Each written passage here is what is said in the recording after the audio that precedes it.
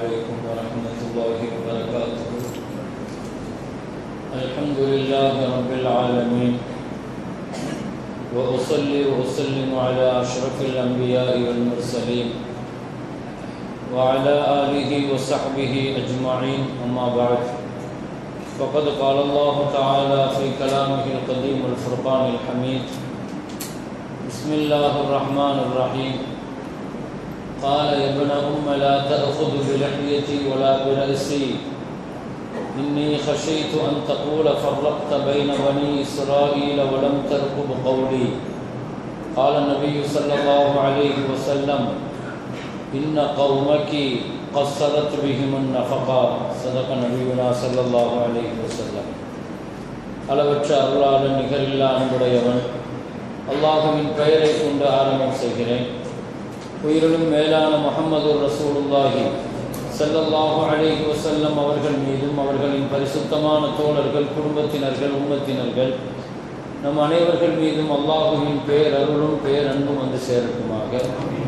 பாக்கியமான ரமலானுடைய காலங்களில் நாம் செய்கிற எல்லா நல்ல வணக்கங்களையும் அல்லாஹ் கபூல் செய்வானாக.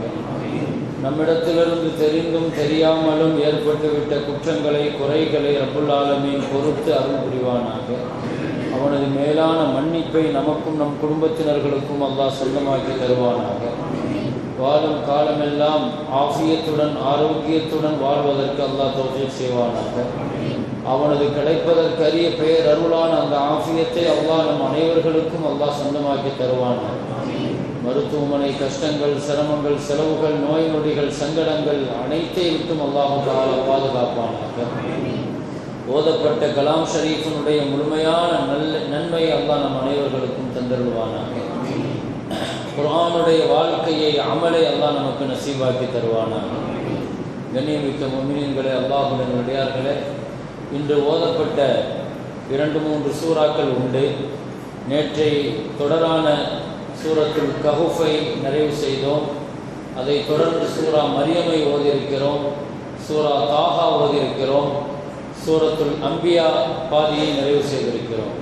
கிட்டத்தட்ட இன்று மாத்திரம் 4 சூறாக்களை நாம் கடந்திருக்கிறோம். ரப்புல் ஆலமீன் அல்லாஹு தஆலா அதில் சொல்லப்பட்ட கருத்துக்களை உள்வாங்குகிற நல்ல நசீபை அல்லாஹ் நமக்கு தந்தருள்வானார். சூரத்து தாஹா, உண்மையில் தாஹாவினுடைய வரலாறு நமக்கெல்லாம் தெரிய வேண்டும். இந்த உலகத்தை, படைப்புகளை படைப்பதற்கு முன்னால் அல்லாஹ் சூரத்து தாஹாவை ஓதினான் என்று நபிகள் நாயகம் ஸல்லல்லாஹு அலைஹி வஸல்லம் சொன்னார். அற்புதமான சூரா, அல்லாஹ்வுக்கு ரொம்ப பிரியமான சூரா, நிறைய கருத்துக்கள் உள்ள, வாழ்க்கைக்கான நிறைய பாடங்கள் உள்ள சூரா. எல்லாவற்றுக்கும் மேலாக நமக்கெல்லாம் தெரிந்த செய்தி, ஹஜ்ரத் உமர் இப்னுல் கத்தாப் ரலியல்லாஹு அன்ஹுவை இஸ்லாத்திற்கு கொண்டு வந்த சூரா இந்த சூரா. சூரத்து தாஹாவினுடைய முதல் 10 வசனங்களைத்தான் உமர் ரலியல்லாஹு படித்தார்கள். வந்தது ரசூலை கொலை செய்வதற்காக, இஸ்லாத்தினுடைய எதிரியாக, கடுமையான கோபத்துடன் வாளை சுழட்டி கொண்டு வந்த உமர் ரலியல்லாஹுவை சூரத்து தாஹா அப்படியே தனக்குள் சுருட்டி கொண்டு ஒரு 10 ஆயத்தை தான் படிச்சாரு. தாஹா மா அன்ஸல்னா அலைக்கல் குர்ஆன லிதஷ்கா அல்லாஹ் ஆரம்பிப்பான். தாஹா என்று சொன்னாலே ரசூலுல்லாஹ்வுடைய பெயர் தான் தாஹா. தாஹா, தாஹா நபியே, இந்த குர்ஆனை நீங்கள் சங்கடப்படுவதற்காகவோ துர்பாக்கியத்திற்காகவோ நாம் இறக்கி வைக்கவில்லை. அச்சத்துடன் இதை அணுகக்கூடியவர்களுக்கு நல்ல உபதேசமாகத்தான் இறக்கினோம் என்று ஆரம்பிக்கும் அந்த சூரா. அல்லாஹுவை பற்றி, அரிசை பற்றி பெருமையான அந்த வார்த்தைகளோடு ஆரம்பிக்கிற அந்த சூரா ஒரு கட்டத்தில் அல்லாஹ் நிறுத்துவான். அந்த இடத்தில் லா இலாஹ இன்னனி அனல்லாஹ், நான் தான் அல்லாஹ் பேசுகிறேன், அல்லாஹ் சொல்லுவான். இந்த வார்த்தையில தான் உமர் ரலியல்லாஹு அப்படியே ஆடி போனார். அப்படியே படிச்சுக்கிட்டே வந்தாங்க. இன்னனி அனல்லாஹ், நான் தான் அல்லாஹ் அப்படின்னு அந்த பேசுற, நேரடியாக உமர்கிட்ட பேசுற மாதிரியான ஒரு உணர்வை பெற்றார்கள். என்னை தவிர வேறு இறைவன் இல்லை, என்னத்தான் நீ வணங்கணுங்கிற அந்த அல்லாஹ்வுடைய அந்த வார்த்தை உமரை உலுக்கி போட்டது. வாழ்க்கையிலிருந்து கீழே விழுந்தது. அப்படியே கலிமா சொல்வதற்காக புறப்பட்டு வந்தார். சூரத்து தாஹாவை மறக்கவே முடியாது. உமர் ரலியல்லாஹுவை கொண்டு இந்த இஸ்லாம் பெற்ற பேரருள் என்ன நமக்கு தெரியும். எவ்வளவு பெரிய பிரம்மாண்டமான ஒரு பெரிய சாம்ராஜ்யத்தை உருவாக்குனாங்கிறது தெரியும். ஆனா அந்த உமரை அதற்கு தாஹா சூரா இவ்வளவு பெரிய அளவுக்கு கொண்டு வந்து சேர்த்தது என்று சொன்னார். அப்படி அந்த சூறால என்ன இருக்கிறது? சூரா முழுக்க ஒரு அரை ஜுஸு இருக்கும். கண்டிப்பாக படிக்க வேண்டிய சூரா அல் அதாக ஹதீஸ் மூசா அல்லாஹ் ஆரம்பிப்பார். இந்த சூரா முழுக்க மூசா அலைஹிஸ்ஸலாத்துடைய வரலாற்றை சுருக்கமாக அல்லாஹ் தஆலா சொல்லுவார். நபி மூசா அலைஹிஸ்ஸலாம் பிறந்ததிலிருந்து பிறக்கிற அந்த தருணத்திலிருந்து அவர் வாழ்க்கையினுடைய முக்கியமான கட்டங்களை பூராவும் அல்லாஹ் அங்க பதிவு செய்வார். மூசா அலைஹிஸ்ஸலாம் பிறந்த அந்த நேரம் இது அவுஹைனா இலா உம்மிக மா யூஹா, கடுமையான நெருக்கடியில் பிறக்கிறார் என்று அல்லாஹ் சொன்னார்.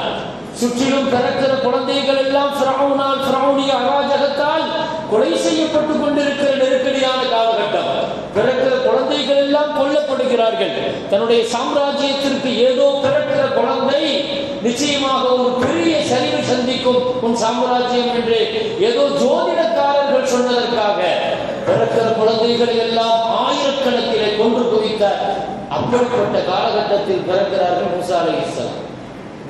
அல்லாஹ் மூசாவுடைய தாயிட்ட ஒரு வார்த்தை சொன்னான், நீ நதியில தூக்கி உன் பிள்ளையை எரின்னு அல்லாஹ் சொன்னான். ஒரு தாயிட்ட பிள்ளையை தூக்கி நீ எரின்னு சொன்னா எரிய முடியுமா? அந்த அம்மாவுடைய ஈமான பாருங்க. அல்லாஹ் சொன்னான், நீ உன் பிள்ளையை நதியில தூக்கி போடு. என் எதிரியும் ஓன் எதிரியுமான ஃபிரௌனை அந்த பிள்ளையை எடுத்து வளர்ப்பான்னு அல்லாஹ் சொன்னான். நீ தைரியமா உன் பிள்ளையை தூக்கி எரின்னு சொன்னான். ஒவ்வொன்றும் ஒவ்வொரு பாடம் பெருமக்களே. இந்த வரலாறுகளை எல்லாம் எப்பொழுதோ எங்கோ ஏதோ ஒரு காரணத்திற்காக நாம கேட்டிருப்போம். ஆனா அதுல உள்ள பாடங்களை எடுக்கணும். ஒரு பெண்ணிடத்துல இருந்த அந்த ஈமானிய வலிமையை பாருங்க. பிள்ளையை தூக்கி எரின்னு சொன்னவரோட தூக்கி எறிகிறாங்க. அல்லாஹ் சொன்னான், நீ எரி, வாழ்க்கை அலைக்க முஹப்பத்தன் மின்னி. அல்லாஹ் ரெண்டு வார்த்தை சொன்னான், ஒரு துஸ்னா அலா ஐனி, அது என் கண் முன்னால புள்ள வளரும், நீ பயப்படாதன்னு அல்லாஹ் சொன்னான். என் பார்வையில பிள்ளை வளர்க்கப்படும்.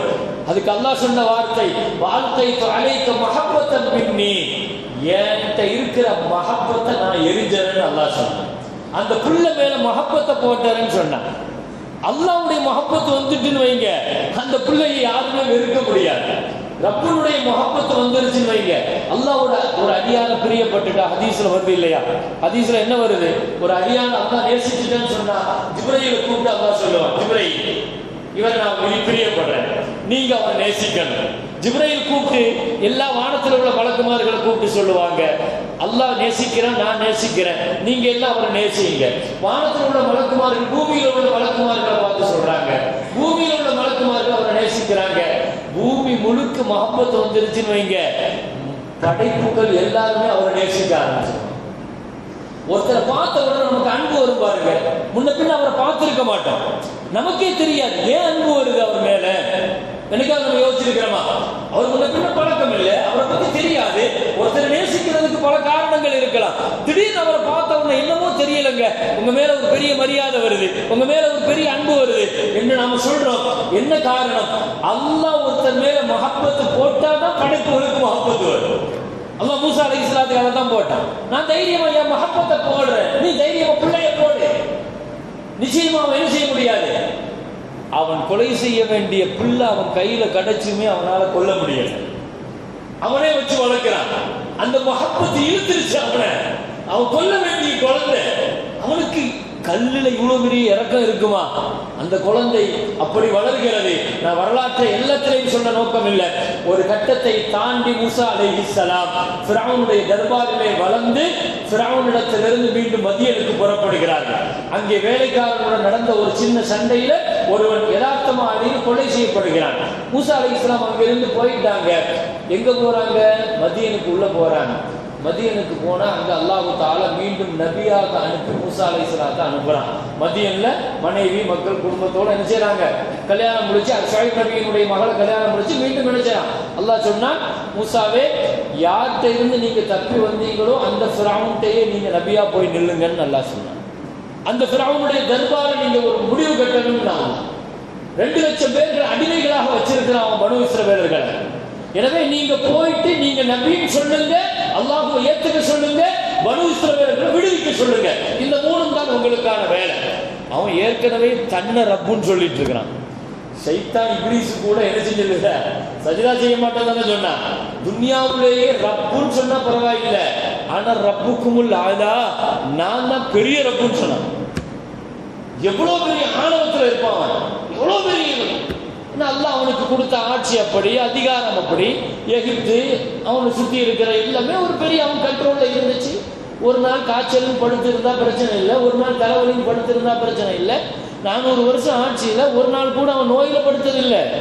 வாழ்க்கையில் அல்லாஹ் கஷ்டங்களை கொடுக்கிறது அல்லாஹ்வை திரும்பி பார்க்க வைக்கத்தான். அந்த கஷ்டங்களும் கூட சில நேரங்கள்ல தலைவலி, காய்ச்சல், இப்படி எல்லாம் சின்ன சின்ன கஷ்டங்களும் சோதனைகளும் இல்லைன்னா அல்லாஹ்வை நினைச்சு பார்க்க மாட்டான். லஅல்லஹும் யர்ஜிஊன், அல்லாஹ் குர்ஆன்ல சொல்லுவான், என் பக்கம் திருப்புறதுக்கு தான் நான் இந்த மாதிரி கொடுக்கிறேன்னு அல்லாஹ் சொன்னான். ஒரு கட்டத்துல மூசா அலைஹிஸ்ஸலாம், இப்போ அல்லாஹ் சொன்னா நீங்க போகணும் நபியா, ஃபிரௌன்ட்ட போகணும்.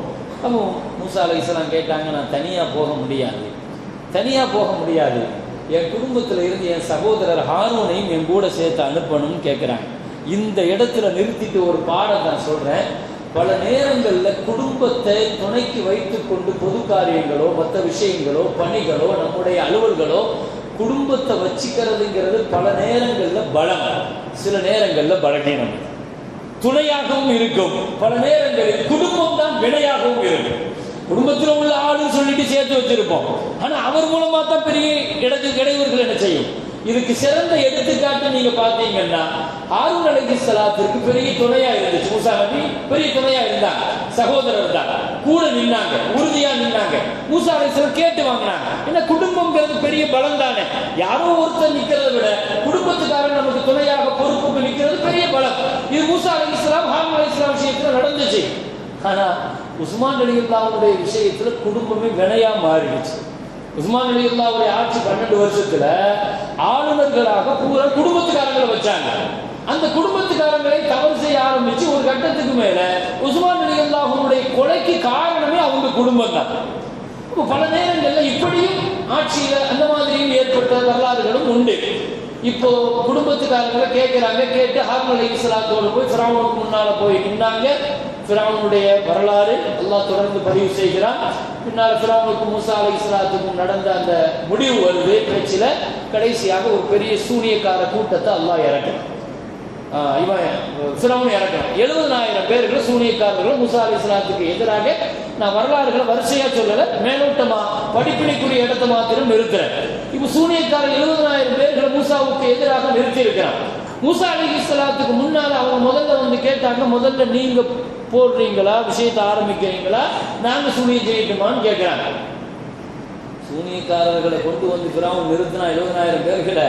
ஆனா இந்த 70,000 பேர்களையும் மூசா அலைஹிஸ்ஸலாம் தனக்கு சாதகமாக மாத்திட்டாங்க. 70,000 பேர்களும் கலிமா சொல்லிட்டாங்க. அதுக்கான காரணத்தை என்ன எழுதுறாங்க தெரியுமா? ஒரு நபிட்ட அவங்க முதல்ல இதை ஆரம்பிக்கிற பொழுது பணிவா வந்து இப்படி கேட்டாங்களா, நீங்க ஆரம்பிக்கிறீங்களா நாங்க ஆரம்பிக்கட்டுமான்னு இப்படி கேட்டது அல்லாஹ்வுக்கு பிடிச்சு போச்சு. அது பிடிச்சதுனால அல்லாஹ் 70,000 பேர்களுக்கும் அல்லாஹ் ஈமான் அல்லாஹ் நசீபாக்குனா. இங்கே அதற்கு பின்னால மூசா அலைஹிஸ்ஸலாம் தங்கள் போட்ட அந்த அசா அது ஒட்டுமொத்தமாக எல்லாத்தையும் விழுங்குச்சுங்கிறது அந்த வரலாறு. அதை தாண்டி ஃபிரௌனுடைய கதை முடிஞ்சிச்சு. அதுக்கு பின்னால அல்லாஹ் தஆலா அந்த நைல் நதியில இருந்து காப்பாற்றுறதுக்கு பின்னால தௌராத் வேதத்தை கொடுக்கறதுக்காக அல்லாஹ் மூசா அலைஹிஸ்ஸலாத்தை அழைக்கிறான். இந்த வரலாற்றை அல்லாஹ் பதிவு செய்கிறான். தௌராத் வேதத்தை வாங்கும் போது அல்லாஹ் உங்க சமுதாயத்தையும் சேர்த்து கூட்டுவாங்கன்னு தான் சொன்னான் அல்லாஹ். மூசா அலைஹிஸ்ஸலாம் ஹாரூன் அலைஹிஸ்ஸலாத்தை சொல்லிட்டு நீங்க கூட்டு வந்துருங்க அப்படின்னு சொல்லிட்டு இவர் வேகமா அல்லாஹ் உள்ள பேச போறோம் அப்படின்னு முன்னால போயிட்டாரு. அல்லாஹ்வுக்கு முன்னால போய் நின்ன உடனே அல்லாஹ் கேட்டான், உமா ஆஜலக்க. இதுவெல்லாம் இந்த வரலாறுகள்ல பதிவு செய்யப்பட்டிருக்கு. உமா ஆஜலக்கான் கோமிக்க யா மூசா, மூசாவை என்ன அவசரம், ஏன் அவசரப்பட்டு வந்தீங்க? இல்ல அவர் ஹாரூன் அலைஹிஸ்ஸலாம் அவருடைய தலைமையில வந்துட்டு இருக்கிறாங்க பின்னால. அல்லாஹ் சொன்னான், இல்ல இல்ல நீங்க அவசரப்பட்டதுனால உங்க சமுதாயம் ஒரு பெரிய குழப்பத்துல மாட்டிக்கிட்டு, தெரியுமா உங்களுக்கு, நீங்க கஷ்டப்பட்டு உருவாக்கின அந்த 70,000 பேரும் அத்தனை பேரும் காஃபிராக ஆயிட்டாங்க. ஒரு சாமிரின்னு ஒருத்தன் உள்ள உட்காந்து அத்தனை பேரையும் சிலை வணங்குறவங்களா மாத்திட்டான். எல்லாருமே காளை கன்றுக்குட்டியை கடவுளாக வணங்கிட்டு இருக்கிறாங்க. அவன் அப்படியே உருவத்துல செஞ்சு அதை கடவுளாக மாத்தி மெயின் செட் பண்ணிட்டான், எல்லாத்தையும் மாத்தி வச்சுட்டான். ஏன் அவசரப்பட்டீங்கன்னு அல்லாஹ் கேட்டான். ஒரு நபியாகவே இருந்தாலும் கூட வாழ்க்கையில் அவசரம்ங்கிறது எவ்வளவு பெரிய ஆபத்துங்கிறத மூசா அலைஹிஸ்ஸலாத்தினுடைய பாடத்தில் அல்லாஹ் தஆலா சொல்றான். அவசரம்ங்கிறது அல் அஜ்லத்து மினஷ் ஷைத்தான். அவசரம்ங்கிறது ஒரு பெரிய ஆபத்தில் போய் முடியும். அது வாழ்க்கையில எல்லா காரியங்கள்லையுமே நிதானத்தை கடைபிடிக்கணும். அல்லாஹ்வால ஒரு குழந்தையை குன் ஃபயக்கூன் உருவாக்கி தர முடியும். ஆனா 10 மாத காலங்கள் அல்லாஹ் எடுக்கிறார். வானபூமியை படைக்கிறதுக்கு அல்லாஹு தஆலா 6 நாட்களை அல்லாஹ் எடுத்திருக்கிறான். ஏன்? அல்லாஹ் நிதானத்தை மனுஷனுக்கு கற்றுக் கொடுக்கிறான். அப்ப அவசரம்ங்கிறது அது வணக்கத்திலேயாக இருந்தாலும் சரி, வாழ்க்கையிலேயாக இருந்தாலும் சரி, செய்யற காரியங்கள்ல இருந்தாலும் சரி, நல்ல எண்ணத்துல நல்ல காரியத்துல தான் அவசரப்பட்டாங்க. மூசா அலைஹிஸ்ஸலாம் அல்லாஹ்வோடு பேச போறமேங்கிற அவசரம் தான். அந்த அவசரம் கூட ஆபத்துன்னு அல்லாஹ் தஆலா என்ன செஞ்சான்? அந்த அவசரம் கூட பெரிய ஆபத்துல போய் முடிஞ்சிச்சு. எனவே தான் ஸல்லல்லாஹு அலைஹி வஸல்லம் சொன்னாங்க, எந்த காரியத்தை நிதானமா செய்ய அல்லாஹ்வுடைய உதவி கிடைக்கும். ஆனால் ஒரு 6 காரியங்களை மாத்திரம் கொஞ்சம் அவசரமாக செய்யுங்க. துன்யால இந்த 6 தவிர வேற எதுலையும் அவசரப்படாதீங்கன்னு நாங்கள் ஸல்லல்லாஹு அலைஹி வஸல்லம். முதலாவது, தொழுகைக்கான நேரம் வந்துருச்சுன்னா தொழுகை கலாவாகிறதுக்குள்ள தொழுகையை நிறைவேற்றிருங்க. இரண்டாவது, ஒரு பெண் வயசுக்கு வந்துட்டு வீட்டில் எவ்வளவு சீக்கிரம் நிக்காஹ் செய்து கொடுக்க முடியுமோ அந்த விஷயத்துல தீவிரம் காட்டுங்க, அவசரம் காட்டுங்க. அதை என்ன செய்யாதீங்க, தாமதிக்காதீங்க. உரிய காலங்கள், உரிய இடம், நல்ல சம்பந்தம் எல்லாமே வந்துருச்சு, வாய்ப்புகள் எல்லாம் அமையறப்போ சரி பார்த்துக்கலாம், ஒரு 2-3 வருஷம் போகட்டும் சொல்லி தயவு செய்து தள்ளி போடாதீங்க. அதுல அவசரம் காட்டுங்கன்னா, ஒரு மையத்து வந்துருச்சுன்னா சீக்கிரம் ஜனாசா தொழுகையை வச்சு அடக்கிறதுல என்ன செய்யுங்க, அவசரம் காட்டுங்க. அதுல நிதானம் நீங்க என்ன செய்யக்கூடாது, காட்டக்கூடாது. அதே மாதிரி ஒரு விருந்தாளி உங்க வீட்டுக்கு வந்திருக்கிறாரு, உடனே அந்த விருந்தாளிக்கு தேவையான எல்லா காரியங்களையும் செய்து கொடுக்கறதுல அவசரம் காட்டுங்க.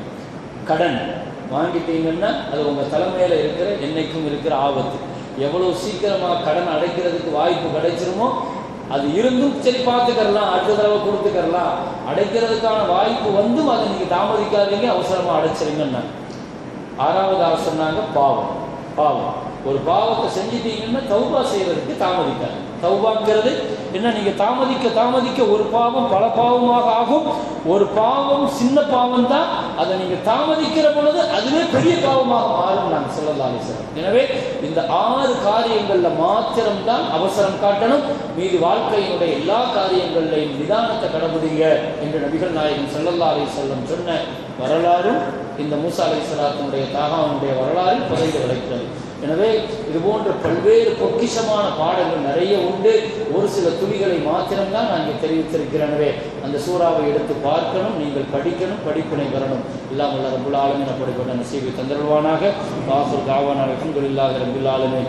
اللهم تقبل منا صلاتنا وصيامنا وقيامنا وركوعنا وسجودنا وتضرعنا وتخشعنا وتمم تقصير أعمالنا وتجاوز عنا سيئاتنا وتوفنا مع الأبرار. وصلى الله وسلم على سيدنا محمد وآله وصحبه أجمعين. الحمد لله رب العالمين.